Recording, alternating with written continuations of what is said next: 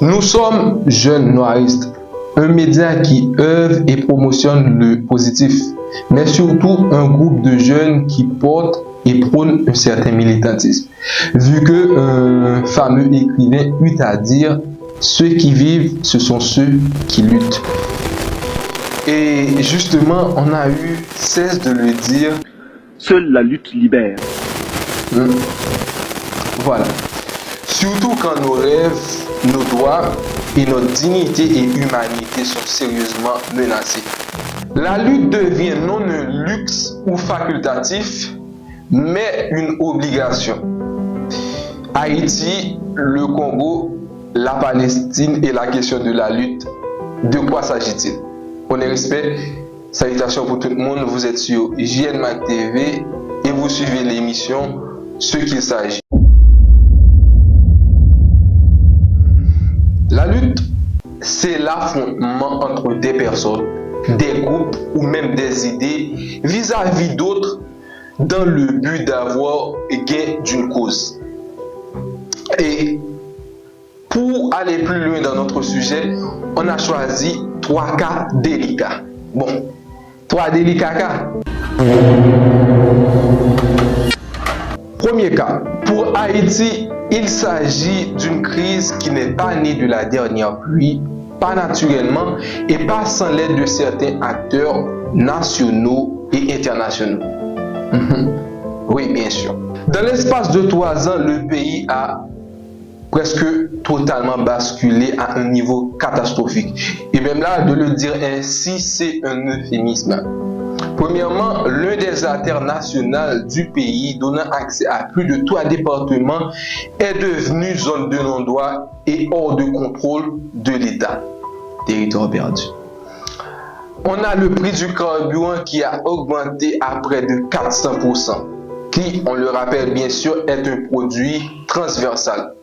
Nous avons aussi le kidnapping qui est devenu l'entreprise la plus florissante du pays, pendant que les vraies entreprises ne cessent de fermer, laissant un chômage de masse. Nous avons aussi les déportés, les exilés nationaux, ceux qui courent, ceux qui ne cessent de courir dans leur propre pays. La situation est difficile et tel est le cas du pays. Et on ne veut pas trop extrapoler parce que les médias internationaux nous ont trop gavés, on va dire, de ces pubs ô combien dégradants. Bien que ça part de certaines réalités, mais ils oublient certains détails. Des détails importants comme Madame Lalime. Quoi? Qu'est-ce qu'elle a fait? Pour ceux qui ne le savent pas, une partie des principaux gangs haïtiens a été fédérée en une coalition criminelle qu'on appelle G9 Famille et Alliés, avec à sa tête un ancien policier devenu gangster nommé Jimmy Cherizier, alias Barbecue, sous l'impulsion de cette femme, une diplomate américaine, Hélène Lalime. Ouais, c'est ça. Deuxième cas, la RDC. République démocratique du Congo ou Congo RD ou encore Congo-Kinshasa par rapport au nom de la capitale. C'est le pays de Kofi, le pays de Taboulé, le pays de Youssoufa. C'est aussi le pays de Chancel Mbemba. Et oui, mesdames et messieurs, la justice. C'est le pays de Mobutu, ce dictateur qui a paradoxalement mélangé panafricanisme et onclutonisme. C'est aussi le pays de Patrice Lumumba, lui qui est un panafricaniste incontesté, un digne patriote qui a su défendre les intérêts de sa nation. Et nous allons voir comment les situations de sa mort sont liées aux situations difficiles que vit le Congo aujourd'hui encore. Au-delà de tout ce qu'on vient de dire, le Congo est considéré comme le deuxième pays le plus riche, si pas le premier du monde entier. Mais il est classé comme parmi les pays les plus pauvres. Oui, mais quand dans ton sous-sol tu as de l'or, du diamant et tout type de joyaux, du tungstène, du coltan, le coltan, mesdames et messieurs, vous vous dites bien comment puisse se créer ce paradoxe? Eh bien, tout simplement, quand vous êtes appauvri par des gens ou par des groupes. S'il ne s'agissait que de ça, on pourrait dire, mais ces sadiques, sinistres et iniques monstres ne font pas que ça. Ils mettent aussi des bâtons dans les roues. Et ces bâtons sont une série de guerres qui commencent depuis 1996 et qui continuent et persistent aujourd'hui encore. Tout cela pour un bilan estimé à environ 12 millions de morts. Ce qui nous intéresse, ce sont quelques faits importants. Donc, nous allons parler des causes, premièrement, des conséquences et aussi des profits. Alors, rapidement et simplement, les causes. Premièrement, la richesse immense d'un pays classé 8e des plus pauvres.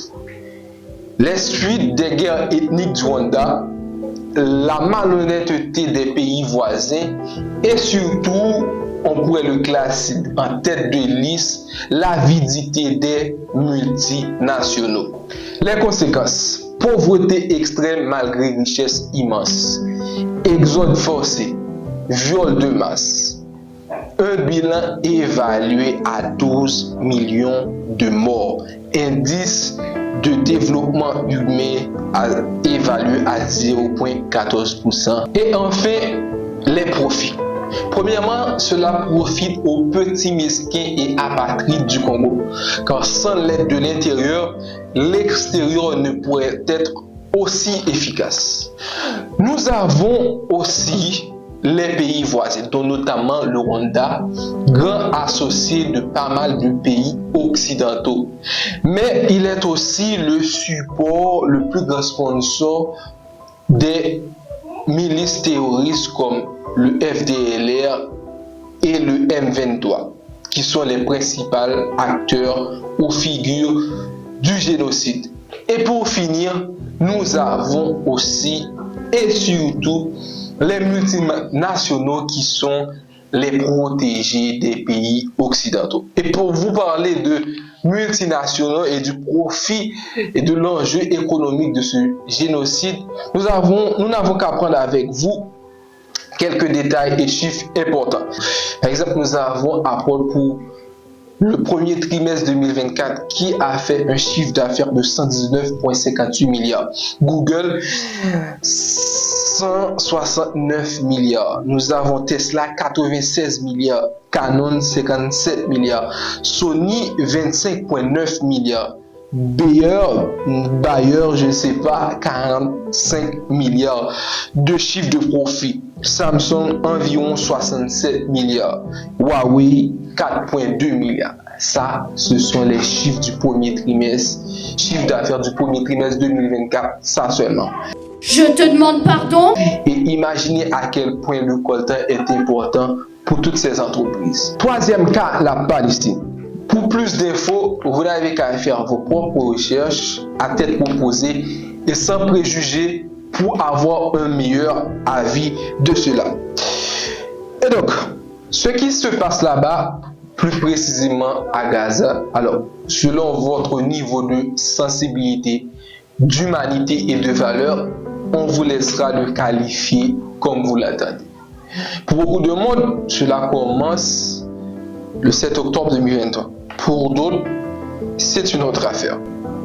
Encore une fois, faites vos propres recherches. Ce qui nous intéresse, ce sont des faits qui font effet et des détails de taille. Alors, la Palestine a une de ses parties nommée Gaza qui n'a eu de cesse d'être sous de violentes tensions qui ont fait couler larmes et sang d'une valeur estimée à 45 km² pour environ 2 millions d'habitants. C'est tout juste la plus grande des concentrations de population au monde. Depuis environ 6 mois, ces fils de Satan n'ont que l'appui des bombes pour bénédiction.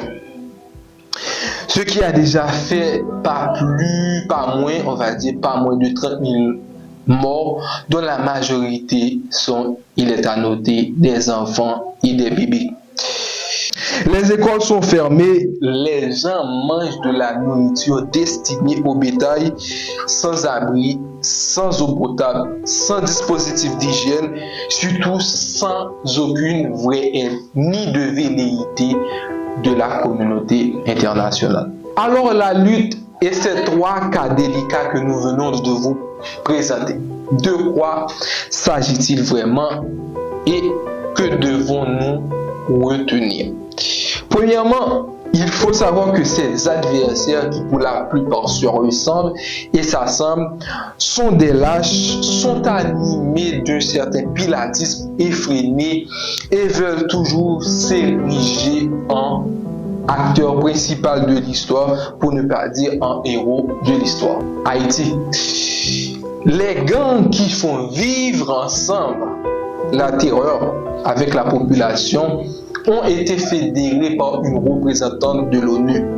La dite même organisation qui ne jure que par la paix et qui peine à comprendre et se délibère de toute situation catastrophique qui n'est autre que le résultat des pions qu'ils ont posés dans le passé. Deuxièmement, le Congo. Pays ayant le plus grand réserve de coltan au monde et qui subit tous ces crimes à cause de ses richesses, en grande partie par le Rwanda, qui profite de ces dernières et les vend aux pays qui prétendent faire un pas pour la paix de la République démocratique du Congo. Troisièmement, le peuple palestinien à Gaza, qui subit toute cette terreur par faute du Hamas et de son attaque du 7 octobre. C'est un groupe qu'il est important à signaler qui a été à l'œuvre de la création de ceux-là même qui prétendent le combattre tout en menant un programme sinistre et macabre. Toute solution venant d'ailleurs est souvent cosmétique et sans résultat.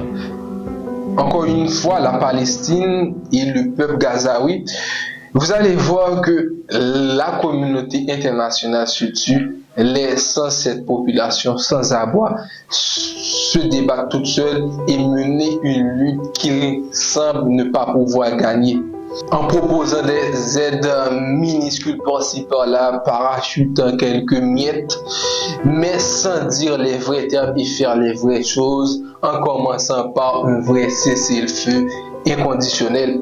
Un peuple qui meurt en toute horreur et dans la libéralité la plus cruelle.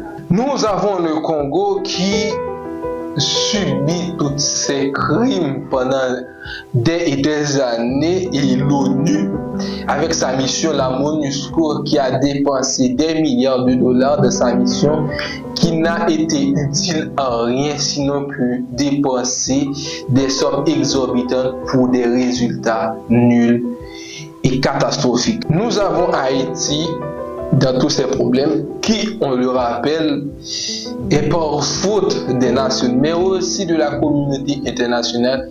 Elle est maintenant dans ce niveau plus que catastrophique, dans tous ces problèmes sans aucune vraie aide de solution. Bon, attendre des solutions des gens qui ont été à la cause du problème, c'est un peu limite. Ce qu'il s'agit vraiment, c'est que personne ne peut et ne va vous aider que vous-même. C'est pourquoi on dit que seule la lutte libère. L'exemple de ces trois cas-là nous montre qu'ils sont laissés pour compte. Et les gens qui prétendent les aider le pourront, mais ne le font pas sous prétexte de profit très mesquin, très macabre, très cynique, très inique et tout ce que vous pourrez dire. Donc ce qu'il faut comprendre, effectivement, la lutte libère. Pour exemple de lutte, le Mali est un parfait et bon exemple. Souvenez-vous de l'opération Barkhane qui devait aider les Maliens à se libérer des terroristes. Il a pris 10 ans sans que rien ne puisse se faire. Toutes les prétendues solutions étaient cosmétiques. Mais vous allez voir qu'à la fin, quand les Maliens se sont décidés à se libérer par leur lutte, ils ont trouvé gain de cause et résultat, l'une des parties, donc le nord du Mali, s'est trouvé libéré en quelque sorte des terroristes et ils avancent à faire pas mal de choses et avancer là où, quand ils attendaient des aides, c'était difficile. Une lutte, c'est une lutte, mais il y a plusieurs façons et manières de lutter. Tout à l'heure, on vous parlait du Congo et à juste titre, on prend l'exemple avec vous du rappeur et artiste congolais qui est Youssoupha. Lui, c'est pas un soldat, mais il a su lutter pour son pays en menant sa cause de par ses textes. Donc, ce que nous devons comprendre, c'est que tant bien que mal, il faut lutter parce que c'est seule la lutte qui libère. Et peu importe la façon, vous-même, vous pouvez lutter. Vous pouvez lutter et c'est un droit de lutter pour vos droits. Votre humanité et votre dignité, trouvez la façon de lutter. Même une petite lutte reste une lutte. Le présent est un cadeau. Profitez du moment en espérant que ce moment vous a été favorable. On vous dit donc à la prochaine. On dirait la parole de la roche. Les territoires se perdent comme fleuves dans la mer. Un état sans état d'âme laisse des corps jonchés sur le macadam de chaque rue. Chaque cri d'un homme et d'une femme laisse une histoire amère. Amertume d'autant plus grande qu'à certains cela coule douce comme monsieur, madame. Tout le monde veut quitter cet enfer comme si on habitait un autre monde. Cette perle jadis qu'on a dit qui était un joyau ne brille que pour ces chiens immondes. Chaque vide d'émotion nous inonde de chagrin, comme les rigoles du ghetto inondés de sang. Chaque jour on compte les massacres. Faits divers, c'est devenu notre cynisme décent. Les plans des maçons de l'aurore inconnue, quand on croit toucher les limites, une fois de plus on descend. Quand la masse amasse les deuils et fête leur mort, un petit opuscule festoie, comme un descend. À défaut de ne pas avoir le luxe de vivre comme on l'entend, il faut choisir la mort, sans misère. De perdre notre volonté, car on gagne notre dignité.